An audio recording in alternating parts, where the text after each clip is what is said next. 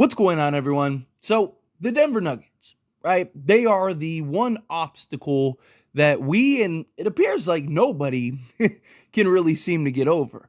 And look, Denver is an incredible team with incredible talent and arguably the best player in the world still. You just seen Jokic completely turn it on these last two games against the Minnesota Timberwolves.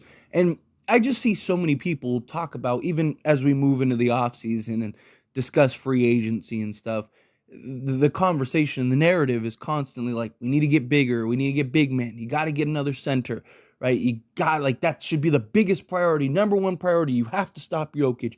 You have to slow Jokic down. And I've said since dating back to last year that yes, we do. We could use another center, right? I'm not saying you don't get a big man. I just don't think it's as big of a priority as many make it out to be because most people want an elite or dominant center for the Jokic matchup. When Jokic is far from the biggest problem. He is, right? It's everybody else on Denver that is the biggest problem for us, for Minnesota, all of it. And here's what I mean, right? So, Denver, we just saw them go down 0-2 to the Minnesota Timberwolves. Minnesota matches up as good, if not better, than any team in the league by a mile. They have ton of wing depth, ton of wing size, guys that they could throw waves after waves after waves at guys like Jamal Murray, Mike Porter Jr.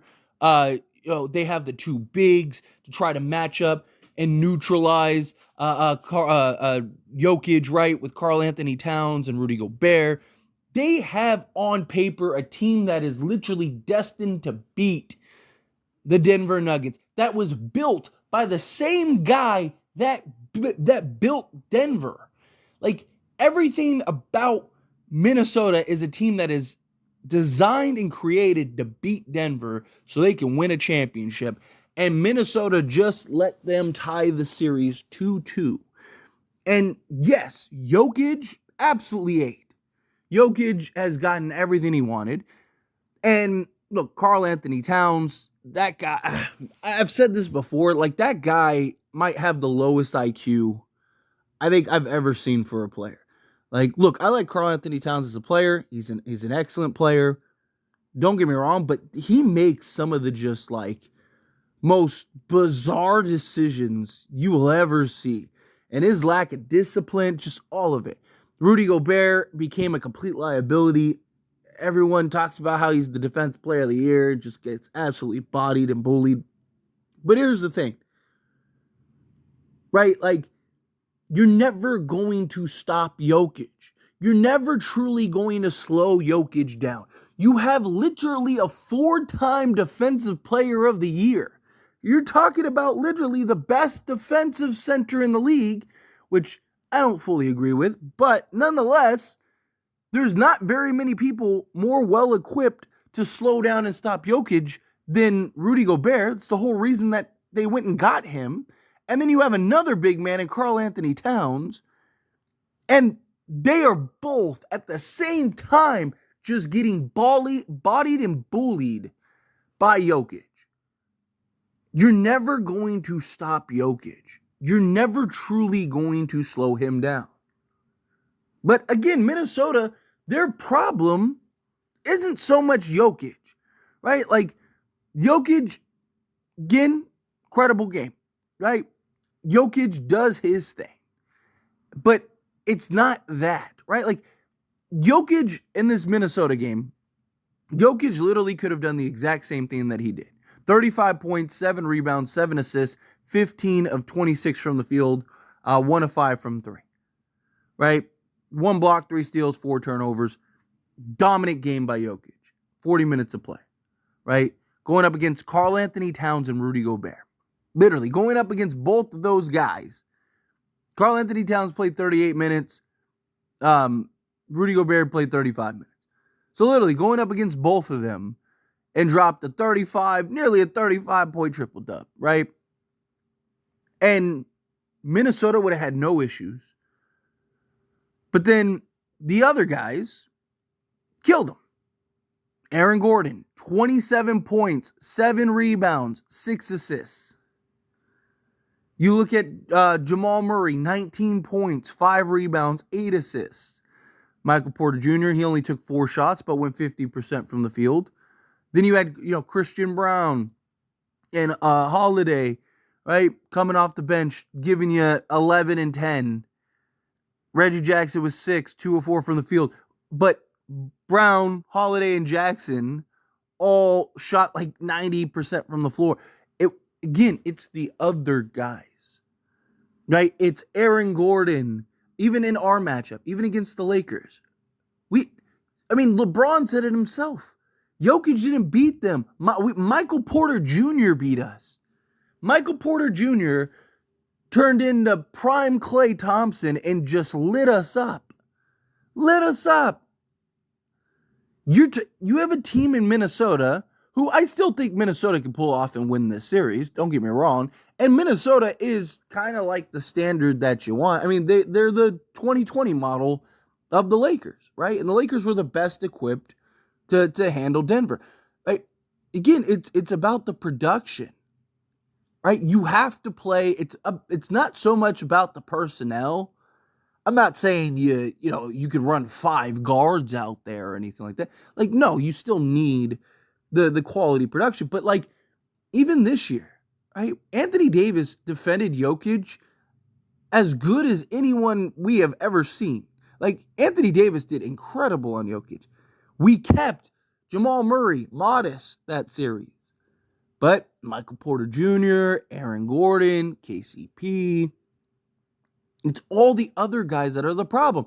And these last 2 Denver, Minnesota games have proven that. It keeps validating. I'm telling you, watch these games. Jokic isn't the problem for teams. Jokic wasn't the problem for us because you're never going to stop him. He's always going to get his. And that isn't the issue. Even in the Lakers matchups, right? It wasn't just like, Jokic dropped 30 and it killed us. And no, it was our guys not showing up to the caliber in which I said it from the very beginning, literally made a video before we went into the playoffs and talked about how this series is going to come down to the other guys. LeBron James and Anthony Davis are going to neutralize Jamal Murray and Jokic. It's going to come down to Austin Reeves, D'Angelo Russell, Rui Hachimura, so on and so forth. Go look at this Minnesota matchup. It's the same thing. Anthony Edwards is out here dropping 44 points on like ridiculous efficiency, and none of the other guys are showing up. You look at the games in which Minnesota won, it was dominant fashion. Everyone's cooking. Everyone's showing up. Guys are hitting shots, right? They're playing the right way. I'm telling you, it's not Denver. I mean, it's not Jokic on Denver. It's everybody else on Denver. Their role guys step up. They're not afraid of the moment. They play big. They do what is necessary. Aaron Gordon against us constantly getting that offensive rebound and the kick out to Michael Porter Jr., Jamal Murray hitting 2 game winners, right? Like, Jokic is not a problem. Jokic literally could have done the exact same sequence could have happened in every way for Denver and the Lakers matchup. And if we just had Aaron Gordon get like 3 fewer rebounds, or Aaron Gordon or, Michael Porter Jr. to miss just 3 extra shots I'm talking about through the entirety of that playoffs, we might have won that series.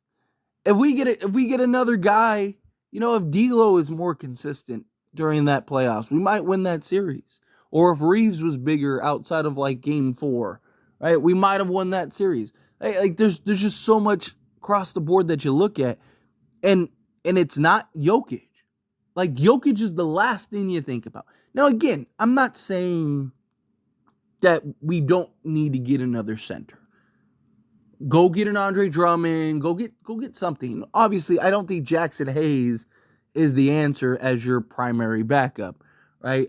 I like Jackson Hayes a lot, and I hope he sticks around with the Lakers long term, but he's not a guy. Like, we do need somebody more stable that you can try to throw at Jokic and wear him down in bigger centers and stuff like that. Because, you just want more size. You want to be able to get Anthony Davis a little more rest than you were able to otherwise, especially come postseason. But nonetheless, I don't believe the center position is this big, huge thing, right? I don't think, I mean, I don't mean, I want to be clear because people like to, oh, so you don't think, no. I'm not saying Lakers don't need another center. I'm saying I don't think that is at the top of the priority list for the Lakers simply because of Jokic.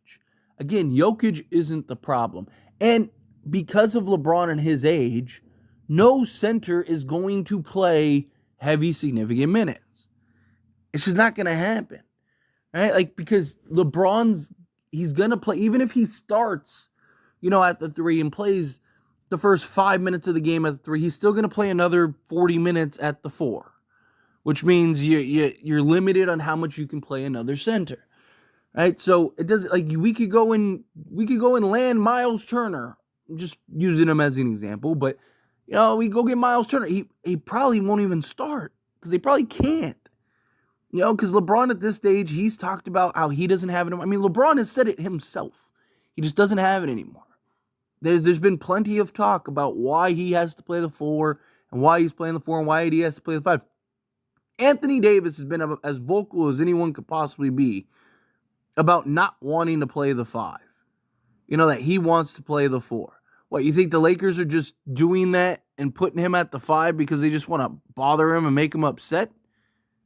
No, it's because he knows he has to play the 5 because LeBron has to play the 4. It's because the Lakers know. And that's why you don't hear Anthony Davis over here saying, like, they need to get me out of the 5 spot.